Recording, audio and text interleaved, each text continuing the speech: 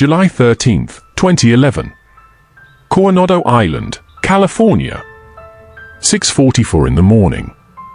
A man is standing in the courtyard of a mansion, looking up. In 11 seconds, he is going to call 911. In the recording, the one investigators have listened to hundreds of times since, his voice barely rises. It doesn't crack, doesn't scream. It just states what he's seeing. Because what he's seeing doesn't fully register yet. Not as something that happened to a person he knew. Not yet. A woman is hanging from the balcony above him. Naked. Her wrists bound behind her back. Her ankles tied together. A rope around her neck, looped over the railing 2 floors up. Her name is Rebecca Zahau. She's 32 years old. And here is the detail that will follow this case for the next 15 years, the detail that doesn't fit no matter which way you turn it. The medical examiner will later measure the drop, the rope, the height of the railing, and conclude it was almost physically impossible for her to have done this alone. Almost. That one word is going to cost a family everything. Over the next 50 minutes, I'm going to walk you through the 36 hours that led to this courtyard. A small boy's fall down a staircase 2 days earlier. A scream a neighbor heard at 11:30 the night before that nobody could explain. A message painted on a door in black paint that some believe was a confession and others believe was staged. And a civil trial, 7 years later, where 12 strangers looked at the same evidence the sheriff's department did and came to the opposite conclusion. 2 juries. 1 body. 2 completely different stories about what happened in that house. Stay with me, because by the end of this, you're going to have to decide which one you believe. I'm not sure I've decided either. Rebecca has this aura around her. She can smile at you and makes you feel like everything's gonna be okay. She has a very positive influence on anybody around her. She loves children. She was able to get up in the morning and say, hey, let's go work out. Let's go do this. You know, life is short. We have to enjoy it. And we have to be happy. Mary, she was close to Rebecca. They talked quite a bit. Even now, I can see where she wishes Becky would call her, or if she could just talk to her. And Mary lost that. She can uplift us with her personality, with her jokes, and with her smile, and with her hugs. She was a very, very positive person, and yes, I miss her a lot. I miss her a lot.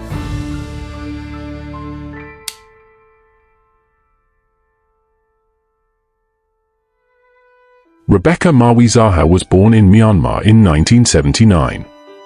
Her family moved to the United States when she was a teenager, eventually settling in Missouri. Friends describe her the way friends often describe people after they're gone.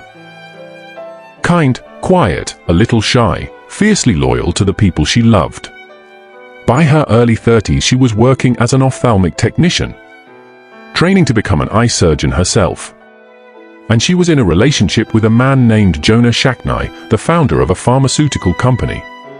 A man worth, by some estimates, hundreds of millions of dollars. They'd been together about 2 years. She had, in effect, stepped into a second life. His 6-year-old son Max from a previous marriage. His family's properties, including a sprawling historic estate on Coronado Island once owned by the Spreckels sugar family. The kind of house that has its own Wikipedia page before anyone dies in it. Rebecca loved that little boy.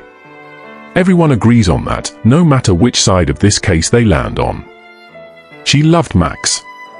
Which is what makes the next 48 hours so hard to sit with. 2 days before that courtyard. Before the rope. Before the 911 call. There was a Monday morning. And a little boy running down a hallway toward a staircase railing that wouldn't hold his weight.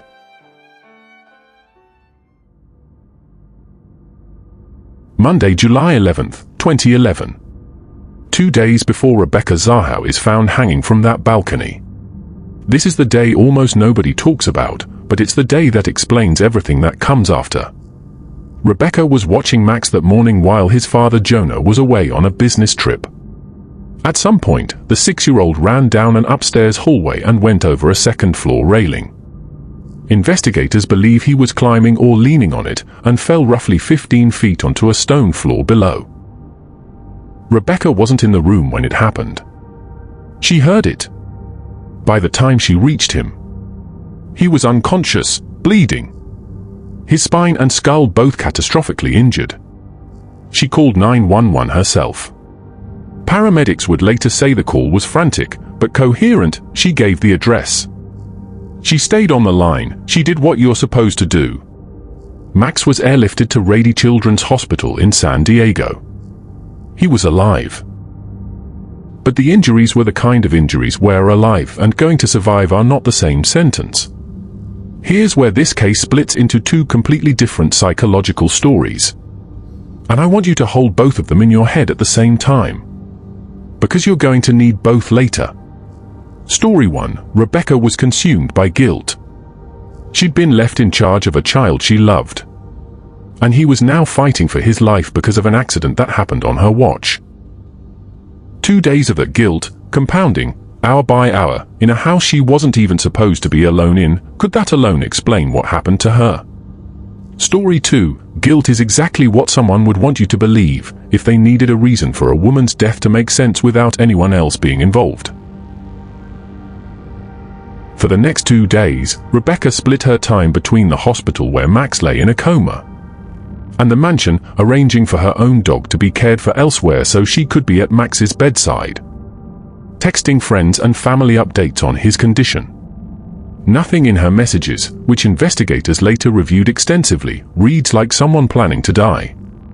If anything, the opposite. She's making plans. Dog care. Errands. Things for later. On July 12th, the night before she's found, Jonah's brother, Adam Shacknai, arrives at the mansion from his home in Tennessee, apparently to be near his brother's family during the crisis. He stays in the guest cottage on the property, separate from the main house where Rebecca is staying alone. That night, at around 11:30 p.m., a neighbor 2 doors down, a woman in her 70s named Marcia, will later tell investigators she heard something that, by itself, means very little, but combined with everything else, becomes one of the most argued over pieces of evidence in the entire case. She heard a young woman's voice, coming from the direction of the mansion, screaming the same 3 words. 3 times. Help me. Help me. Help me. Nobody called it in. Nobody checked. And by sunrise, Rebecca Zahau would be dead. What happened in that house between 11:30 that night and 6:44 the next morning is the entire case. And in the next 10 minutes, I'm going to show you exactly why the evidence from those 7 hours convinced 1 jury of murder and 1 sheriff's department, twice, of suicide. Let's go back to that courtyard, because there's a piece of physical evidence there that doesn't just complicate the suicide ruling. For a lot of people, including 12 jurors, it breaks it entirely.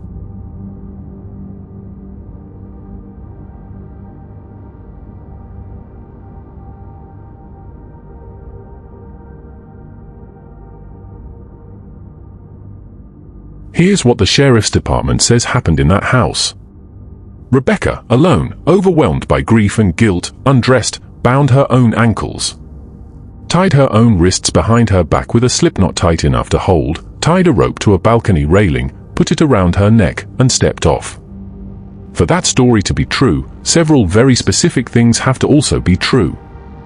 Let's go through them one at a time. First, the rope itself was tied to the railing using a complex knot. A forensic knot expert hired later by Rebecca's family testified that the specific hitch used was consistent with someone who had sailing or maritime rope experience, not a random knot. An untrained person under emotional distress would default to under pressure, in the dark, alone. Second, Rebecca's wrists were bound behind her back, and her ankles were bound together. Try, right now, to imagine tying your own wrists tightly behind your back with a rope. It's not impossible. Contortionists and some individuals can do it, but medical experts for the family argued it was extraordinarily difficult, especially while also managing the rest of the setup, in the dark, without help.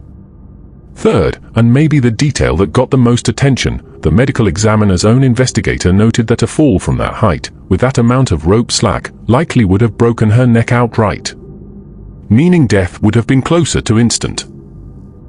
But experts hired by the family pointed to bruising and injury patterns they argued were more consistent with a struggle, or with being restrained and then hung after death, rather than a struggle-free self-hanging. Here's the question that's kept true crime forums busy for over a decade: if this was staged to look like a suicide, whoever did it either had to be extremely skilled or extremely lucky, because a genuinely staged crime scene this elaborate should leave more mistakes, not fewer. And that cuts both ways. It's the strongest argument for murder. It's also the strongest argument against it, because if you're trying to prove someone staged this perfectly, you're also arguing they somehow left almost nothing behind to prove it. Investigators found the house largely undisturbed. No forced entry. No signs of a struggle inside the bedroom. Surfaces that the defense argued showed nothing more than normal cleaning, and that the family's experts argued had been wiped of prints and DNA that should have been there. Adam Shacknai told investigators he woke around 6:30 that morning, heard something, walked out to the courtyard, and found Rebecca already hanging. He said he ran to the kitchen, grabbed a knife, cut her down, and attempted CPR. That timeline, waking, discovering, cutting the rope, calling 911, all happened, by his own account, in a matter of minutes. There was no eyewitness. There was no confession. There was, by the department's own admission, no direct physical evidence proving a second person was involved. What there was a wall. Painted on a bedroom door inside that mansion, investigators found a message. Written in black paint, several feet tall, referencing Max, the little boy fighting for his life 2 days earlier in the hospital. Handwriting experts hired by Rebecca's family concluded the lettering did not match her handwriting. The sheriff's department disagreed, concluding it was consistent with something Rebecca herself could have painted, possibly using her non-dominant hand or an unconventional grip in a state of extreme distress. 2 sets of experts. Same door. Opposite conclusions. And that, more than the rope, more than the knot, more than anything else in this case, is the sentence that defines the entire investigation.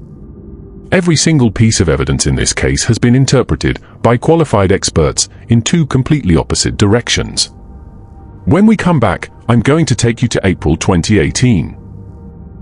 The day 12 ordinary people sat in a civil courtroom, looked at all of this, and reached a verdict that the sheriff's department still, to this day, refuses to accept.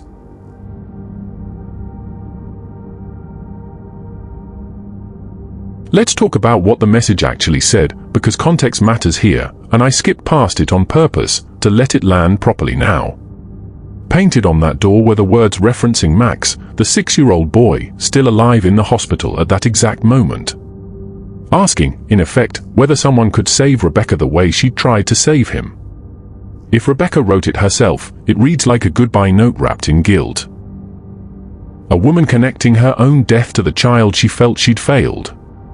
If someone else wrote it, it reads like something almost too on the nose. Too perfect. The kind of detail a person stages when they want investigators to stop looking further. 3 days after Rebecca was found, Max Shacknai died from his injuries. 2 deaths, in the same family, in the same house, within a single week. A coincidence so severe that some investigators initially wondered if the 2 were connected in a way beyond grief. They weren't. Max's death was ruled an accident. Rebecca's death was ruled, after weeks of investigation, forensic review, and a formal recreation of the scene, a suicide. The sheriff's department stood by that finding. They stood by it again in 2018, after a second, court-ordered review.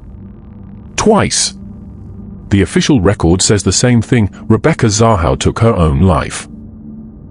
But Rebecca's family never accepted that finding, not for 1 day, not for 1 year.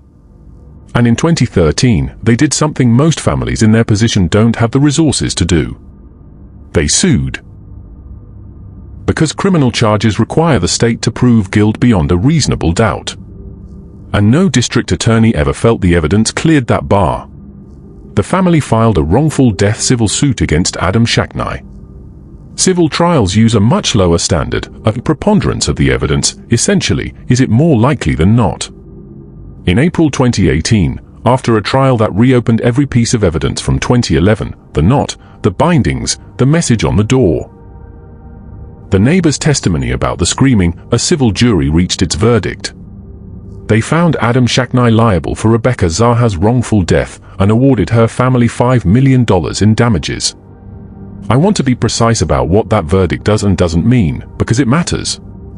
It is not a criminal conviction. Adam Shacknai has never been arrested, never been charged, and has consistently denied any wrongdoing. A civil finding of liability is a different legal standard than guilty of murder. But it is also true that 12 people, presented with the same evidence the sheriff's department reviewed twice, reached the opposite conclusion under oath in a court of law. So here is where this case has sat, essentially frozen. For years, a civil jury says wrongful death. A sheriff's department says suicide, and refuses to reopen the criminal file. A family, in 2020, sued the sheriff's department itself, just to force them to hand over their own records. That lawsuit was later dropped. In 2023, the family formally requested the cause of death be changed from suicide to undetermined. Nothing has moved. In the final 10 minutes, I want to show you where this stands right now, in 2026. 15 years later, and I want to leave you with the detail that, for me personally, is the hardest one to shake.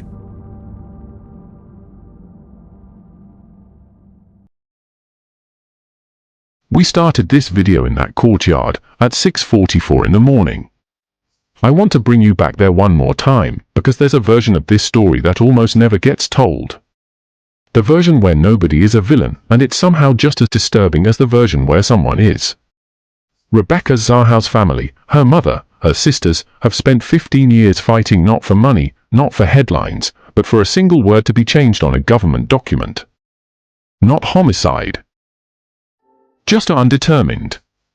An acknowledgement that the case isn't closed the way the state says it's closed. That's a strange thing to sit with. Most true crime stories end with an answer, even an ugly one. This one doesn't. There is no ending here, just an ongoing disagreement between a family's grief and a bureaucracy's paperwork, now old enough to have its own teenager. And somewhere in the middle of that disagreement is a 32-year-old woman who, whatever happened to her in those final hours, spent her last conscious days doing exactly what you'd hope someone would do. Sitting at a hospital bedside, holding a little boy's hand, trying to save him. As of this recording, the family is still offering a reward, 6 figures, for information leading to a reopening of the case. Somewhere, potentially, is a neighbor, a guest, a passerby on Coronado Island that night who saw or heard something they've never come forward with. 15 years is a long time to carry a small detail you assume didn't matter. Here's what I keep coming back to. 2 days before she died, Rebecca Zahau was on the phone arranging dog care so she could sit at a hospital bed. She was texting friends updates about a little boy's condition. She was, by every account from people who loved her, doing the ordinary, exhausting, hopeful work of getting through a crisis 1 hour at a time. Whatever happened in that house between 11:30 that night and 6:44 the next morning. Whether it was a private, unbearable collapse that nobody could have stopped, or something else. Something done to her, the last clearly documented version of Rebecca Zahau is a woman trying to help someone she loved. That's the person this case keeps almost losing, underneath the rope, and the knot, and the door, and the trial, and the reward, and the word undetermined sitting on a piece of paper in a filing cabinet in San Diego County. I don't know what happened in that courtyard. Neither, officially, does the state of California. But I know which version of Rebecca I'd rather remember. If you want to go deeper, the 2018 civil trial transcripts are public record. And they contain testimony from over a dozen forensic experts that we couldn't fit into 20 minutes. I'll leave a starting point in the pinned comment.